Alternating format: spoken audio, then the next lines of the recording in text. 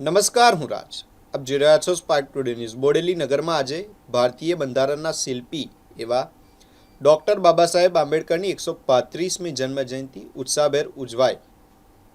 અલીપુરા 4 રસ્તા ખાતે આવેલી ડૉક્ટર આંબેડકરની પ્રતિમા પાસે નગરજનો મોટી સંખ્યામાં એકત્રિત થયા હતા અને સૌએ સાથે મળીને કેક કાપીને અનોખી રીતે ઉજવણી કરી હતી. આ પ્રસંગે ઉપસ્થિત લોકોએ ડૉક્ટર ભીમરાવ આંબેડકરની પ્રતિમા ઉપર પુષ્પાંજલિ અર્પણ કરી અને તેમના સમાનતા અને બંધુત્વતાના વિચારોને જીવનમાં ઉતારવાનો સંકલ્પ કર્યો હતો. નગરજનો દ્વારા કરવામાં આવેલી આ ઉજવણીએ સમગ્ર વિસ્તારમાં એકતા અને આસ્થાનો સુંદર સંદેશ આપ્યો હતો.